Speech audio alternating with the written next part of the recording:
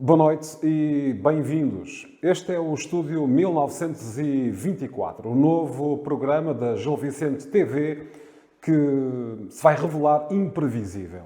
É aqui, neste estúdio, que vamos partilhar emoções e ouvir as mais emotivas histórias sobre a história do nosso clube. Desde 3 de maio de 1924, que muitas páginas se escreveram e que o vermelho e o azul começaram a colorir as nossas vidas. E é precisamente isso, vidas e histórias, que o Estúdio 1924 quer levar até si.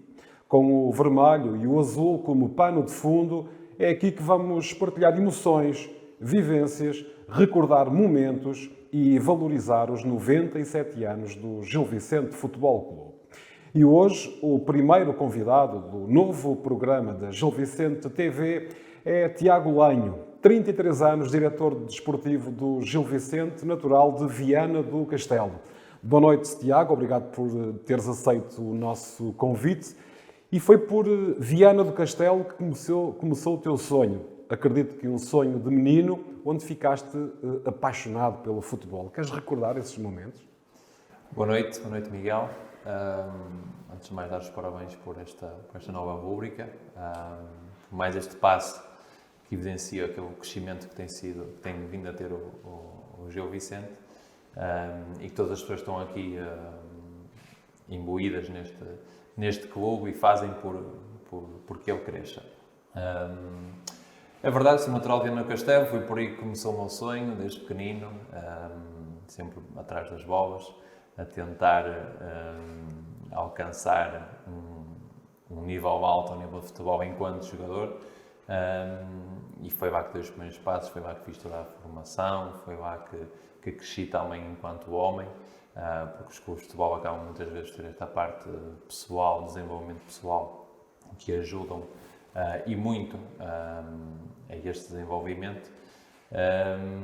Acabou por ficar a meio do percurso, porque na altura tive uma lesão que me obrigou a deixar de jogar, mas foi já numa fase em que eu também já estava perfeitamente ciente de que não ia para um nível muito alto no futebol, e que estava já até a preparar-me para começar a conciliar o futebol com outra área na qual me licenciei, na área de engenharia, mas o destino pregou-me uma partida, ou então indicou-me o caminho correto para aquilo que eu deveria seguir, que era, obviamente, continuar ligado ao futebol, àquilo que eu gostava de fazer, àquilo que eu queria fazer, e comecei então a enverdar para a parte do dirigismo, apostando numa primeira instância na formação, e depois foi uma questão de tempo até surgirem as oportunidades, e felizmente ter chegado ao Gil Vicente, e é com todo o prazer que aqui estou.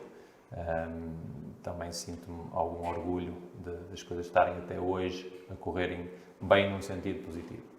Olha, antes de entrares na formação do Vianense, que é um clube histórico, os primeiros toques na bola foram com o teu irmão Nelson na rua, não é? 4 anos mais velho do que tu. É verdade ou não que tu amoavas um bocadinho quando perdias com ele, e depois fazias ali alguma batota, dizias que ele era o irmão mais velho e tinha que te deixar ganhar, era isso? Não, a verdade é que eu perdia sempre. E perdia sempre uma questão muito simples, eu era mais velho, eu é que fazia as regras. Portanto, se era para acabar aos 5, eu chegava primeiro aos 5, rapidamente passava a ser aos 10. E assim sucessivamente até ia ganhar. Brincávamos muito os dois, na rua, numa eira. Tenho essas memórias bem presentes, onde jogávamos sempre um contra o outro, e que acontecia isso várias vezes. Se eu ganhasse no primeiro objetivo, digamos assim, do uniado, eu rapidamente invertia aquilo e ia acabar com a vitória dele sempre. Olha, uma grande complicidade entre ti e o Nelson. Sim, sempre fomos assim, o meu irmão sempre foi muito protetor para comigo, inclusive quando fazíamos as neiras, eu protegia-me que a minha mãe não me viesse corrigir da forma mais correta. Portanto, desde aí que ele teve sempre uma proteção grande sobre mim. ajudou-me sempre muito, fomos sempre muito presentes um na vida do outro e hoje continua a ser assim. Estamos os dois no ramo do futebol e continuamos a ajudar-nos mutuamente. Ele, no fundo, acaba por ser um dos grandes protetores da tua vida, mas a Dona Elvira, a tua mãe, ainda mais. Há uma grande ligação emocional entre Sim. ti e a tua mãe. Sim, mãe é mãe, só temos uma. Aquilo que a minha mãe representa para mim é alguém que me deu a possibilidade de ter tudo, que me deu acima de tudo uma educação que eu considero correta, dentro daquilo que eram as possibilidades e as dificuldades que a vida vai pondo ao longo dos anos. A verdade é que tenho uma mãe da qual me orgulho muito e da qual eu gosto de fazê-la sentir também orgulhosa do filho que tem e dos filhos que tem. Portanto, ela é a base de tudo. E o teu pai? O meu pai é uma pessoa muito extrovertida. Foi uma pessoa que, por contingências da vida, foi obrigado a emigrar. Está fora há bastantes anos, mas é alguém com quem eu tenho uma ligação diferente da minha mãe, como é óbvio, porque também não está tão presente, mas de quem tenho muito orgulho também, sabendo das dificuldades que as pessoas que imigram passam, no fundo, acabam por emigrar na procura de melhores condições de vida para si e para a sua família.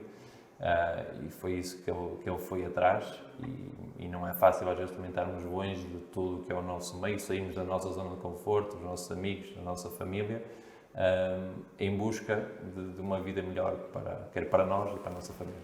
Teve que ser um verdadeiro Hércules, por aquilo que sei, é a sua alcunha também, não é? É a alcunha porque ele é realmente muito forte, o meu pai. Forte não é de gordura, é mesmo forte. Felizmente nunca foi um pai de bater aos filhos, senão tinha passado bastantes dificuldades. Mas é o nosso Hércules. Nós brincamos com ele, gostávamos muito de brincar com ele, puxar por ele. E utilizávamos isso de uma forma, às vezes, até de provocatória, dizer que ele já, com a idade, que já vai perdendo algumas valências. E ele fica sempre bastante incomodado com isso, porque acha que tem 20 anos. Tiago, depois há aqui também o suporte familiar no sentido, quer para ti, quer para o Nelson, os teus pais, dar-vos todas as condições para vocês seguirem o sonho. Isso foi importante também para vocês. Sim. Dentro daquilo que eu disse, das dificuldades da vida, que a vida vai colocando, sempre fizeram tudo para nos dar as condições de nós corrermos atrás dos nossos sonhos. E o futebol, obviamente, era o nosso maior sonho, sermos jogadores de futebol profissional era o nosso maior sonho. Mas, ao mesmo tempo, também tiveram a capacidade de nunca nos deixar apenas e só limitados a enverdar para o futebol e incentivar-nos e ajudar-nos e proporcionaram a que pudéssemos continuar a estudar e a seguir estudos no outro ramo, porque, como sabemos, o futebol, nós devemos realmente ir atrás dos nossos sonhos e ir atrás do sonho de ser jogador de futebol, mas nunca devemos deixar que isso se torne uma ilusão muito grande, porque na maior parte das vezes não acontece os miúdos se tornarem jogadores de futebol profissional.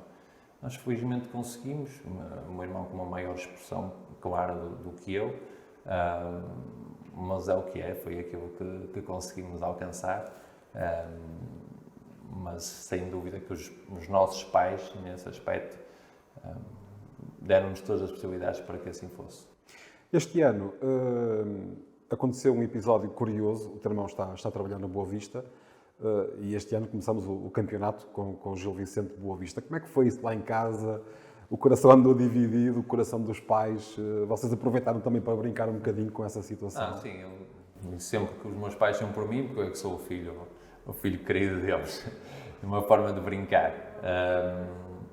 Mas os meus pais não se metem, tentam-se manter um bocadinho à margem disso. Não foi um assunto até que falássemos muito em casa, tentámos encarar a situação como normal. Felizmente para mim nós vencemos o jogo, portanto até por agora eu sou 100% vitorioso nos confrontos com ele. Mas é algo que conseguimos lidar de uma forma muito natural. felizmente, foi a primeira vez que aconteceu, mas foi tudo muito natural, no pré-jogo e no pós-jogo também. Portanto, aceitámos, conversámos dentro das contingências daquilo que foi o jogo. Portanto, penso que o resultado também foi justo, não houve polémica nenhuma de arbitragem sequer para picaçar um bocadinho a situação. Portanto, tudo normal, encaramos as situações como um processo normal de duas pessoas que acabam por se confrontar do seu adversário durante um jogo, independentemente de estarem por fora do jogo, tudo perfeitamente normal. Tiago, o futebol é um mundo muito competitivo e o aspecto emocional anda sempre ao sabor da vitória e da derrota. Eu pergunto, como é que é o Tiago fora do futebol? E já agora, já que estamos a falar aqui dos laços familiares, como é que a Sofia entra na tua vida e o quão importante é para ti neste apoio emocional do stress do jogo e da competição, digamos assim? Fora do futebol, sou uma pessoa, tal como no futebol, bastante tranquila, tento me manter sereno. Sou uma pessoa que não transporta para casa os problemas do futebol, ou tenta, ou pelo menos não desgastar em termos familiares, falando dos problemas. Às vezes há questões, obviamente, que nós devemos partilhar e devemos falar, mas não sou muito. Estar com a família é para estar com a família e não a debater assuntos do trabalho, por assim dizer. Obviamente que há fases da época em que é extremamente difícil isso não acontecer ou termos tempo para a nossa família, porque estamos na parte quando o mercado está aberto, especialmente no verão, é bastante difícil. Os timings muitas vezes são diferentes, os timings para jantar são diferentes. Não há muitas vezes a possibilidade até de jantar com a família, portanto nós aqui temos que nos saber articular e precisamos realmente de muita compreensão também da outra parte, porque é um mundo um bocadinho diferente e às vezes para quem não está no meio até é difícil de entender que não tínhamos um fim de semana ou que não tínhamos tempo para ir jantar ou que chegamos a casa e desliguemos o telefone, portanto isso não é possível. Requer muita compreensão, paciência, muitas vezes, de quem está connosco. És homem para ir para a cozinha, não é? Lá em casa ouvi dizer que fazes bem arroz e sopa, é verdade? Não? É as contingências da vida, nós somos obrigados a nos enrascar. Eu, como fui jogador e tive tive que sair de casa, tinha uns 21, provavelmente, e viver sozinho, a vida foi-me obrigando a aprender algumas coisas, com o auxílio dos pais, exatamente da minha mãe, de como é que se faz isso, como é que se faz aquilo, e fui-me desenrascando. Não sou nenhum primor na cozinha, mas em situações de necessidade consigo-me perfeitamente desenrascar. E gostas muito de chocolates, ouvi dizer, não é? Isso, Gostas muito de chocolates. És muito desarrumado em casa? Mais ou menos, mais ou menos. Chegas a casa, descalças os ténis sem desapertar os cordões, não é? E depois há aquela cumplicidade entre ti e o sofá, não é? Adoro. Por acaso, uma das coisas que eu gosto é de chegar a casa e estar tranquilo depois do dia de trabalho, um bocadinho no sofá, tranquilo, muitas vezes ao telefone, mas estar ali a descansar, sem pensar em ter que fazer isto e aquilo, portanto, relaxar um pouco, e eu gosto de fazer isso quando a vida assim o permite. Tiago, voltando agora à parte desportiva, tens um trajeto enquanto jogador que passou pelo Vianense, Valenciano, Gondomar, Tirsense, Leixões, Farense. Mesmo assim, numa curta duração de carreira, tiveste a oportunidade de representar vários clubes. Que vivências é que e ensinamentos também que tiveste nestes clubes? Sim, representei vários clubes em diferentes realidades. As vivências no futebol são muitas, às vezes não nos apercebemos disso, mas todos os anos, enquanto jogadores, nós lidamos com 25, 30, 40 personalidades diferentes, muito próximas, culturas diferentes. Portanto, as vivências, aquilo que nos enriquece é bastante. Às vezes não temos sequer bem noção disso, mas o facto de lidarmos com coisas tão diferentes, com pessoas tão diferentes, enriquece-nos a nós enquanto pessoas, se soubermos tirar o máximo proveito disso. Há uma coisa que para mim, independentemente do contexto onde estamos, é que a paixão pelo futebol é sempre a mesma, portanto partilhamos na grande parte das vezes a mesma paixão com os nossos colegas, independentemente de ser um campeonato distrital, ou terceira, ou segunda, ou segunda liga, ou primeira liga, a paixão está sempre presente. É verdade que há coisas que vão diferenciando, o futebol também vem evoluindo muito nos últimos anos, os contextos são bastante diferentes do que eram há uns 15, 20 anos atrás, a todos os níveis. Há muito mais informação, há muito mais áreas dentro do futebol hoje em dia, que há 20 anos atrás não se falava, da parte de tecnologia, de nutrição, de psicologia. Há aqui muitas áreas neste momento dentro do futebol e que fazem falta e acrescentam ao futebol. E isto trouxe também muito mais informação, tornou os jogadores muito mais responsáveis, no dia de hoje, muito mais preocupados com o seu corpo. Há uma forma de estar diferente. O futebol não quer dizer que antigamente fossem menos ou fossem irresponsáveis, não eram, mas a forma de encarar as coisas, a forma de encarar o futebol está diferente. Considero para melhor, muito mais profissional. Perderam-se no meio disto algumas coisas, se calhar perde-se algum espírito de equipa, espírito de grupo. Não é tão forte como era uns 15 ou 20 anos atrás, mas ganhou-se a nível de profissionalismo muita coisa. Olha, tu terminas, digamos que, o primeiro ciclo da tua vida desportiva em 2015-16, quando decides terminar a tua carreira, curiosamente com o Mr. Ricardo Soares, que era o teu treinador. A vida vai-te causando alguns transtornos do ponto de vista físico, porque partes a perna com 13, 14 anos, salvo erro.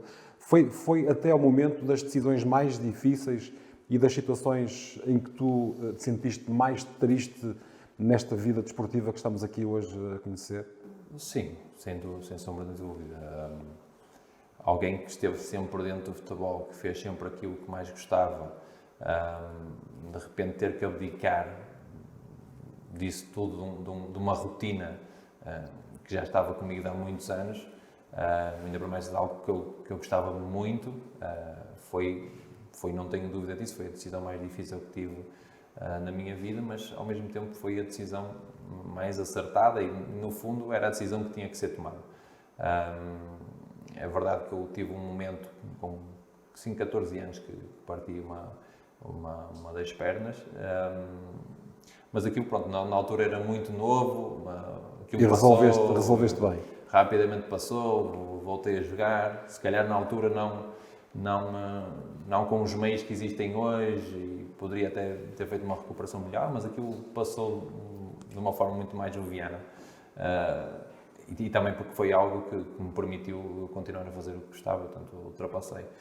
Quando tive que deixar de jogar foi mesmo uma decisão um bocadinho forçada, ou muito forçada, porque o caminho tinha que ser aquele. E não tinha, da forma que as coisas me foram postas na altura das possibilidades que eu tinha mesmo que deixar de jogar. Fui aconselhado pelos médicos a deixar de jogar. Portanto, era o que tinha que ser. Felizmente, hoje consegui reinventar-me dentro do futebol, dentro daquilo que mais gosto, portanto, e continuo ligado ao futebol, que é o que eu gosto de fazer. Olha, nunca pensaste em ser treinador de futebol, portanto, enverdaste logo pelo dirigismo? Sim, nunca foi algo que me cativasse ou que me visse a fazer, ser treinador. Gosto muito do treino e gosto de perceber e de ter conhecimento a nível de treino, mas nunca foi algo que eu me visse a fazer. Não te consigo dar um porquê exatamente disto, mas nunca me vi nesta área de campo. Sempre me vi, a partir do momento em que deixei de jogar, sempre achei mais que teria mais capacidade e que me via mais na parte do dirigismo. Olha, tu chegas aqui em 2018, como é que foi chegar cá? Como é que foste recebido? E como é que as pessoas te apresentaram um projeto que, à partida, poucos acreditavam, num momento complicado da vida do clube, porque estávamos a competir num contexto amador, à espera da reintegração da Primeira Liga. Como é que viveste esse momento, esse desafio, esse clique, no fundo, na tua vida de dirigente? O desafio era aliciante. Apesar difícil, de muito difícil, também olhei para o desafio como uma grande oportunidade para mim. Estamos a falar em 2018, eu tinha, quando vim para aqui tinha 29 anos, não tinha completado ainda sequer 30 anos, e para mim é uma grande oportunidade também. E foi assim que a encarei. Fui muito bem recebido por todos no clube. Todos tentaram ajudar. Acho que o segredo do Gil Vicente e da sua estrutura passa muito por aí, passa muito pela forma em que as pessoas que cá trabalham encaram o dia-a-dia do clube e encaram o auxílio do colega, o auxílio de todos aqueles que trabalham aqui. Tentarmos ser, na verdadeira essência, uma família, uma equipa. E acho que o segredo do Gil Vicente passa muito por aí. Portanto, eu não senti dificuldade nenhuma quando vim para cá. É verdade que não conhecia aqui praticamente ninguém, mas todos me ajudaram, de certa forma, a crescer, a sentir-me bem, a evoluir juntamente com todos eles e com o clube. Portanto, acho que é esse trajeto que estamos a fazer todos em conjunto, e felizmente as coisas, até o momento, seguem num bom caminho. Olha, Tiago, como é que foi viver aquela jornada 1 em 2019-2020, quando chegamos finalmente à primeira divisão, ainda por cima um jogo com o Porto, de uma dimensão grande, ainda por cima com uma vitória? Aquilo foi um turbilhão de sentimentos. Recordas-te ainda como é que foi esse dia? Sim, recordo-me perfeitamente. Era um momento ansiado por todos no clube, por todos os adeptos, todos os gilistas, todos os barcelenses. Ainda por mais, realmente sendo com o Futebol Clube do Porto, teve um ênfase ainda maior a nível nacional este regresso do Gil Vicente à Primeira Liga, e acho que vivemos todos com alguma ansiedade que chegasse rapidamente a hora do jogo e a bola começasse a rolar, e ao fim e ao cabo estava toda a gente muito curiosa para ver que Gil Vicente seria este que se ia apresentar na Primeira Liga. Grande parte, acredito, com muita dúvida, ou então com a ideia muito clara que o Gil Vicente ia ter mesmo muitas dificuldades para se bater com as equipas da Primeira Liga, muito mais com uma equipa como o Futebol Clube do Porto. A verdade é que acabámos por vencer o jogo, e penso que foi um dia que os barcelenses, os gilistas, dificilmente vão esquecer, tal como eu nunca vou esquecer.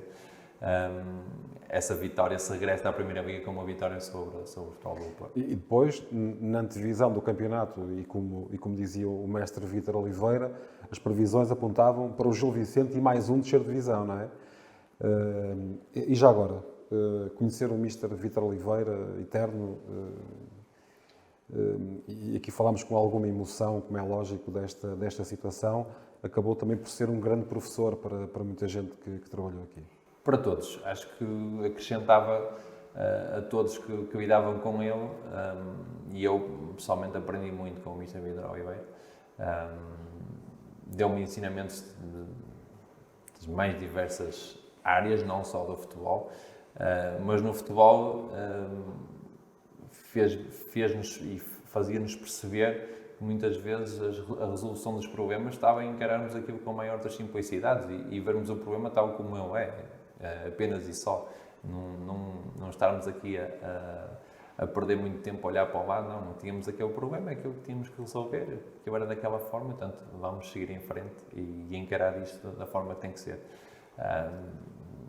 Um exemplo muito prático, havia um jogador, um titularíssimo que não podia jogar, e dizia, não pode jogar, para jogar outro. É tudo muito simples, muito claro, e às vezes estas coisas, no meio das entrelinhas, que é importante nós retirarmos para a nossa vida, que muitas vezes perdemos um pouco, olhar para o lado, quando devemos encarar aquilo que dá à nossa frente, e é assim, vamos em frente. Olha, e nessa altura, se o adepto já estava desconfiado em relação àquilo que o Gil Vicente podia fazer, acredito também que no momento da construção do plantel, muitos jogadores não acreditavam muito no projeto do Gil Vicente. Sim, tivemos dificuldade em construir o plantel, isso não acho que não há problema nenhum em afirmar isso. Tínhamos uma ideia na altura para a formação do plantel, eu, o Dito e o Presidente, e depois com a entrada do Mr. Vítor Oliveira também, tínhamos uma ideia clara que precisávamos ter uma base de uma equipa com experiência na Primeira Liga. A verdade é que não o conseguimos, muito por essa dúvida que existia relativamente ao projeto do Gil Vicente. Não pelas pessoas, mas pela dúvida. E eu, de certa forma, entendo a posição dos jogadores em não acreditarem muito num projeto completamente novo, deixava realmente no ar muitas reticências. Construímos o plantel que conseguimos, construímos um plantel em que acreditamos, recorremos a muitos empréstimos porque assim teve que ser, recorremos àquilo que estava ao nosso alcance no fundo e as coisas acabaram por correr bem. Tiago, o ano a seguir provavelmente ainda seria um ano mais importante no sentido do clube se afirmar na Primeira Liga. Como é lógico, nós somos um bocadinho... eu diria que somos muito resistentes e a história prova que o Gil Vicente é um clube resistente. Mas esse ano foi terrível. Eu recordo-me uma entrevista que tu deste num jornal desportivo em que, apesar de termos conquistado o sucesso desportivo, houve perdas irreparáveis. Até aqui houve resistência da parte de quem lidera este clube, porque quer a perda do Mr. Vítor Oliveira, que ainda estava muito recente, quer a perda do Dito, foi um rude golpe para todos nós, não é? Foi. Não tinha como não ser. São situações que infelizmente acontecem na nossa vida, que temos que passar por elas e tivemos que tentar ultrapassá-las, percebendo que tínhamos tido realmente perdas irreparáveis e que há coisas que não são difíceis ou impossíveis de compor. Tentámos novamente com aquilo que são as nossas armas, aquilo que está ao nosso alcance, ultrapassar tudo isto, se calhar tornou-nos ainda mais fortes e mais unidos, para mais uma vez, e como disseste, o Gil Vicente habituado a ser resistente, e quando falo do Gil Vicente, neste caso até falo dos gilistas e dos barcelenses no geral, serem pessoas resistentes, até resilientes por o processo todo que passaram em busca da justiça para o Gil Vicente, tivemos que ser novamente, tivemos que unir forças e talvez encontrar aqui até forças extra para continuar a honrar aqueles que partiram, mas que fizeram parte da história do Gil Vicente e que foram muito importantes na história do Gil Vicente. E a equipa deu uma grande resposta dentro do campo. Deu, felizmente deu. Acho que os jogadores também sentiram isto que eu estou a dizer, sentiram esta responsabilidade de continuar a honrar um trabalho que vinha sendo feito por aquelas pessoas também. Também era a única forma que tínhamos de reagir, não seria nunca baixar os braços, mas seria sim conseguir atingir os objetivos que aquelas pessoas, mais o Dito no caso, que fazia parte da estrutura, também estava englobado nos objetivos traçados, portanto tínhamos também de fazer aquilo por ele para honrá-lo, e o Mr. Vítor Oliveira também num peso que tinha perante grande parte dos jogadores que estavam no balneário, que tinham lidado com ele na época anterior. Acho que sentiram também a responsabilidade de honrá-los dentro do campo. Com dois treinadores, o Mr. Rui Almeida iniciou o projeto, depois o teu reencontro com o Mr. Ricardo Soares, que tinha sido o teu treinador. Já o tinhas referenciado, digamos assim, e foi importante tu conheceres as características do Mr. para depois voltares a convidá-lo para cá? Sim, obviamente é importante nós conhecermos as pessoas, para mais quando temos uma ideia positiva sobre elas, acho que torna-se mais fácil estarmos mais perto de trabalhar novamente em conjunto. Claro que isso foi importante, mas mais importante que isso é a competência que também lhe é reconhecida e que nós lhe reconhecemos, e que veio a comprovar isso, e esta época as coisas continuam a ocorrer nesse sentido.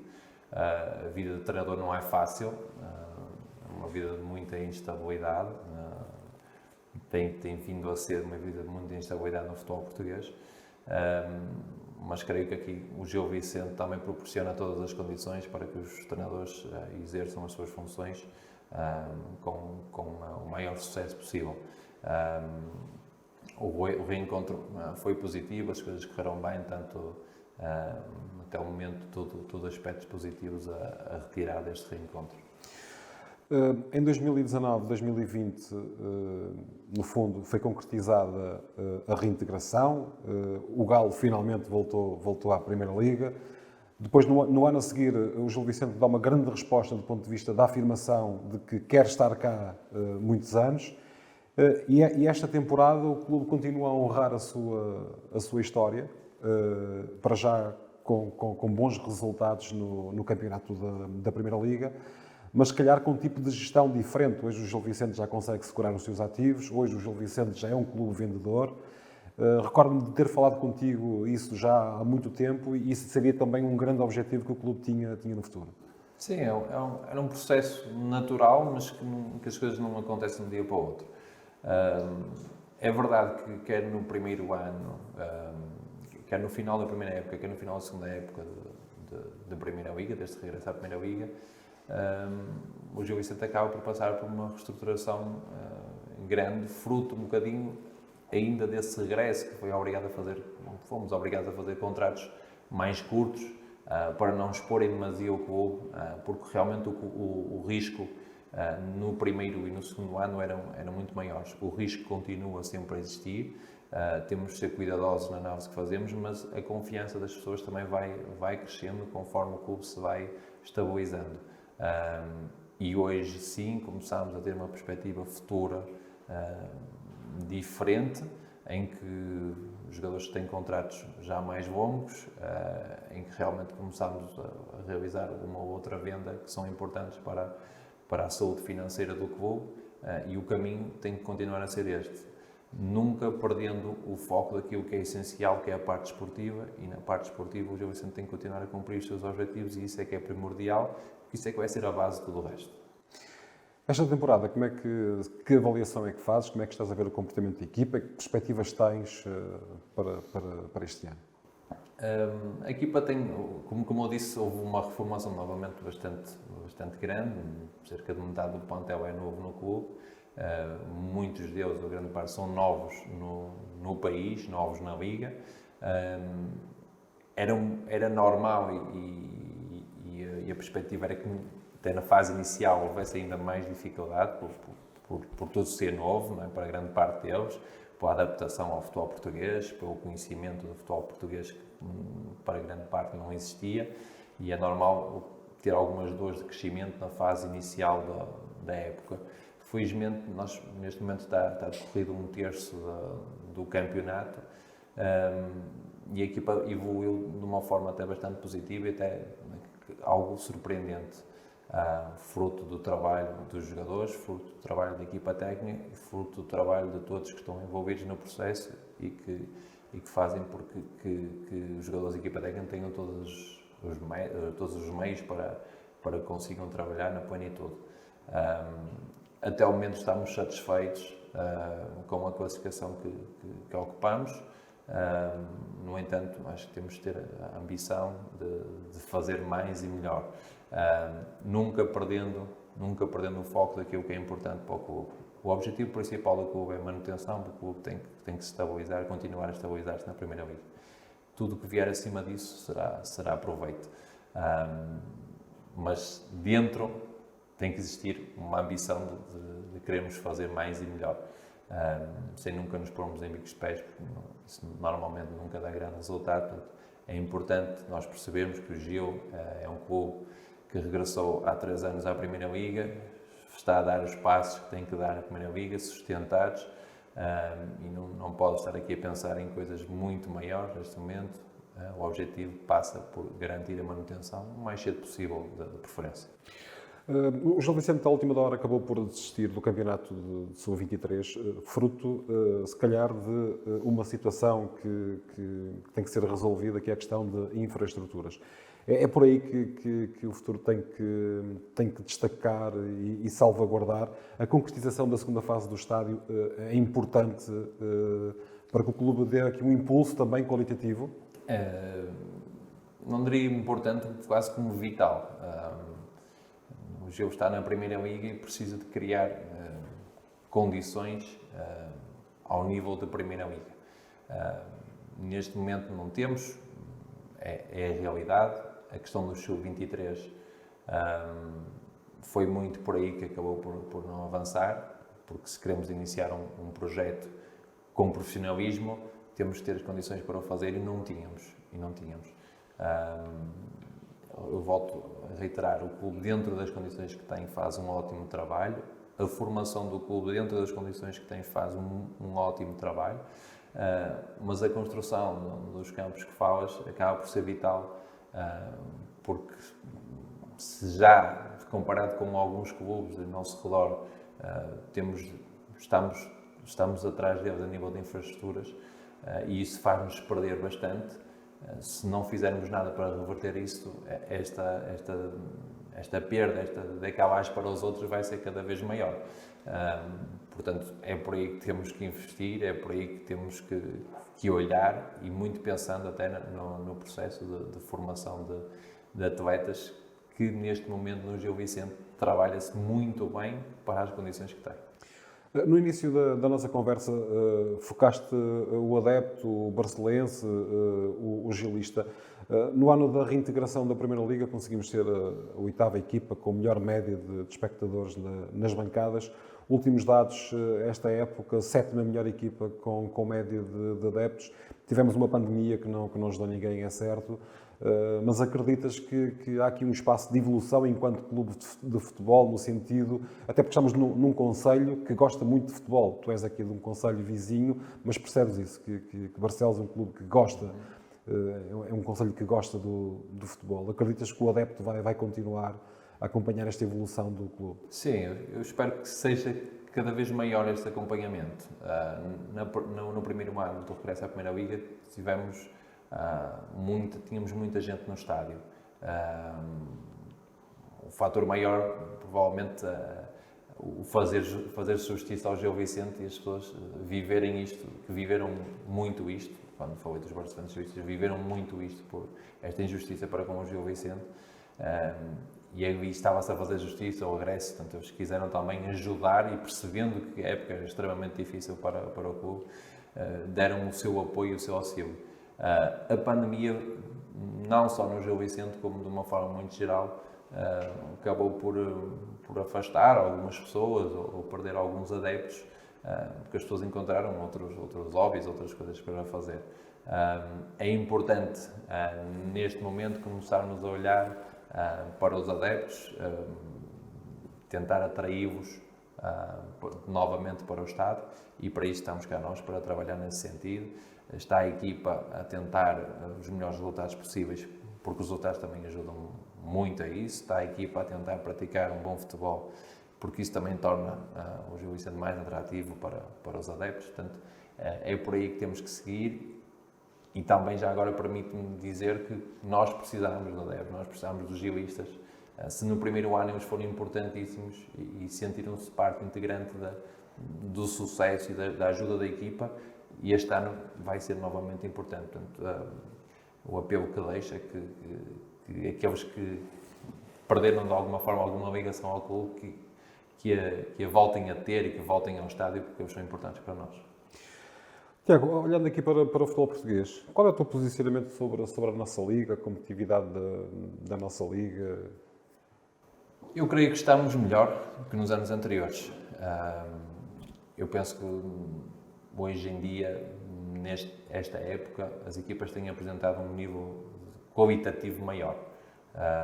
Muito fruto do trabalho que os treinadores vêm fazendo em Portugal. Penso que se está a trabalhar cada vez melhor.